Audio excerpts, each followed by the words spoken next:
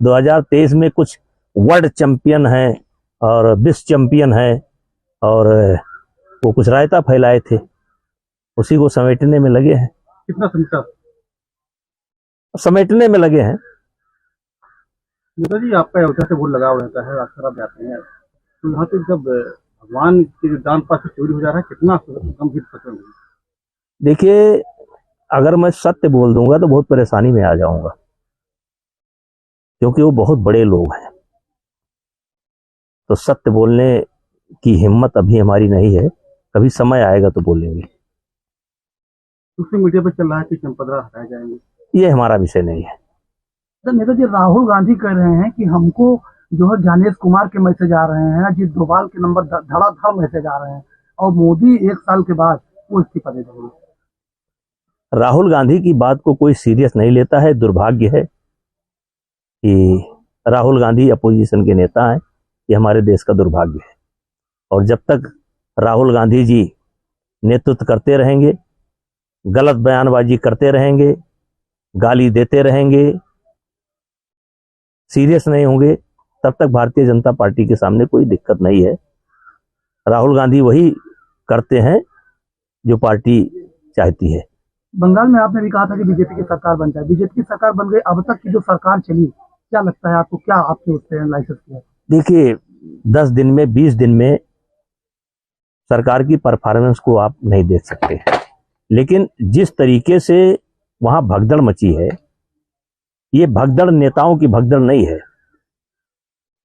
लगातार आप कह सकते हैं 60 वर्ष से 70 वर्ष से कह सकते हैं आप, लगातार कांग्रेस के समय में भी कुल मिलाकर के यही माहौल रहा जो ममता जी के समय में रहा, ज्योति बसु के समय में भी यही माहौल रहा जो ममता जी के समय में रहा, भट्टाचार्य जी के समय में। यानी कि एक ऐसा पक्ष था जो लगातार दबाया गया है, और भारतीय जनता पार्टी के नेता अमित शाह बधाई के पात्र हैं कि उन्होंने पत्थर पर दूब उगाने का काम किया है, और परिणाम अपने आप में ये जो भगदड़ मची है, यही परिणाम है कि लोग कितना त्रस्त थे। जनता को छोड़ दीजिए, उनके नेता त्रस्त थे, आज वो पार्टी छोड़ करके भग रहे हैं। केंद्र की कई योजनाएं थी, हालांकि सरकार जैसे बनी वहां पर बीजेपी की लागू हो गई, जैसे जीराम जी देखिए वहां पर, फिर या आयुष्मान। देखिए, एक गोस्वामी तुलसीदास जी की एक चौपाई है, जिम दसनन मा जीव बेचारी, सुनो पवन सुत रहन हमारी।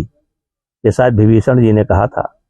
आज एक वर्ग ऐसा है जो लगातार आजादी के बाद से लगातार क्रश किया गया, वो चाहे जो सरकार रही, उन बेचारों को कभी राहत नहीं मिली।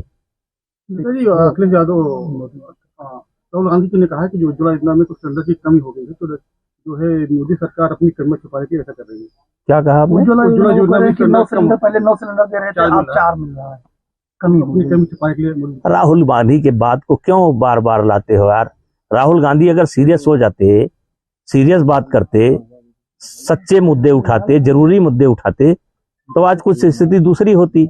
राहुल गांधी को कोई सीरियस नहीं लेता है।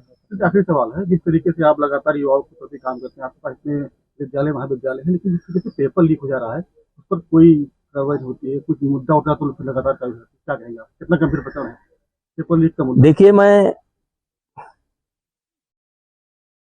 एक तो तुरंत मंत्री का इस्तीफा मांगते हैं लोग। मैं बड़ी जिम्मेदारी के साथ पूछना चाहता हूं, क्या धर्मेंद्र प्रधान जी इस्तीफा दे दें तो कोई गारंटी ले सकता है कि पेपर लीक नहीं होगा? देखिए, पेपर लीक में एक सिस्टम काम करता है, और वो सिस्टम किसका है? वो आप कह लीजिए अधिकारियों कर्मचारियों का है।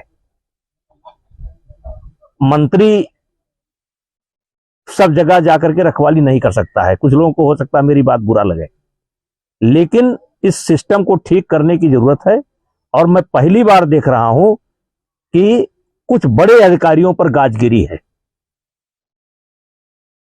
और जब तक अधिकारियों पर गाज नहीं गिरेगी तब तक ये सिस्टम नहीं ठीक हो सकता है। पेपर लीक कोई नया मामला नहीं है, चाहे जो मंत्री रहा हो, पेपर लीक कोई सिस्टम काम कर रहा है, और मुझे उम्मीद है ये सरकार उस सिस्टम पर प्रहार करेगी, उस सिस्टम को तोड़ेगी जो जम्मू कश्मीर की समस्या का समाधान कर सकता है, जो बंगाल की समस्या का समाधान कर सकता है, तो ये जो सिस्टम है पेपर लीक का, मुझे पूरा विश्वास है कि वर्तमान सरकार उस सिस्टम को ध्वस्त करेगी, और जिसका उदाहरण मिल चुका है कि बड़े अधिकारियों पर गाज गिर चुकी है।